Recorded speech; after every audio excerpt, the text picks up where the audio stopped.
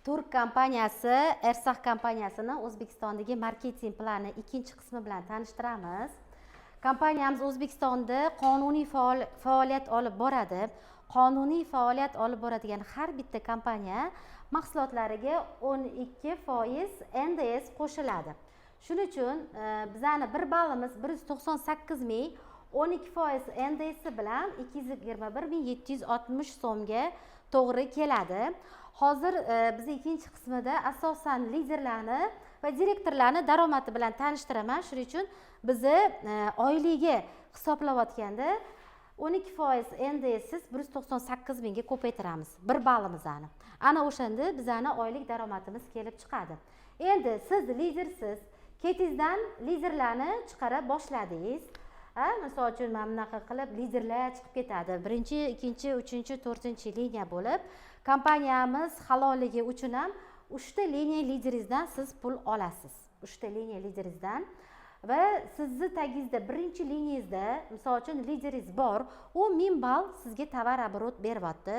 Siz birinchi liniyangizdagi lideri 1000 ball tovar oborotidan siz buni 1000 ballni 198 mingga ko'paytirasiz va uni 7% ga ko'paytirganingizda 13 million 860 ming pul chiqadi. Ya'ni birinchi liniyangizdagi liderlarni tovar oborotidan 7% misol uchun 1000 balldan 13 million 860 ming pul chiqadi. Ikkinchi liniyangizda liderlar ko'payadi. 2 ta, 3 ta, 4 ta lider bo'lishi mumkin va ularda misol uchun 1000 ball tovar oborotidan sizga 5% chiqadi. Bunda har bitta 1000 balli tovar oborot beradigan lideringizdan 9 million 900 ming so'm pul chiqadi.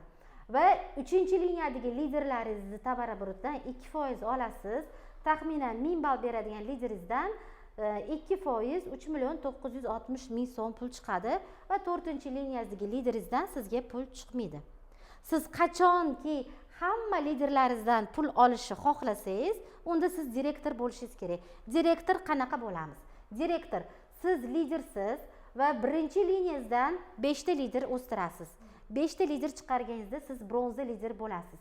Bronza lider bo'lganingizda birinchi liniyadagi liderlarni tovar oborotidan 8%, ikkinchi liniyadagi liderlarni tovar oborotidan 5% va 3-liniyadagi liderlarni tovar oborotidan 2% siz daromad olasiz. Agarda siz birinchi liniyangizdan 10 ta lider chiqarsiz, serebrinniy lider bo'lasiz, kumush lider va siz birinchi liniyadan 8%, ikkinchi liniyadan 5% va 3-liniyadan 3% daromad olasiz. Va siz 15 ta lider chiqarsiz, birinchi liniyangizdan siz oltin, ya'ni zolotoy lider bo'lasiz. Birinchi liniyadan 9, ikkinchisidan 6 va uchinchisidan 3% daromad olasiz. Va siz birinchi liniyangizdan 25 ta lider chiqarsangiz, platinoviy lider bo'lasiz.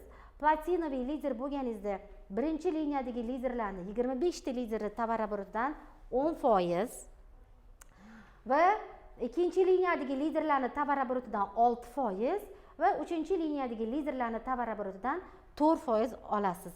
Matematikani yaxshi biladiganlar sirazi hisoblaydi. Misol uchun platina bo'lib 25 ta lider bo'lsa, 1000 balldan bersa, hammasi bitta 1000 ballni o'zidan sizga 19 million 800 ming pul chiqadi. 10% degani. Endi bizda bundan ham eng zo'r status bor, direktorlik statusi. Bu kompaniya prezidenti tomonidan qo'shimcha qo'yilgan marketing.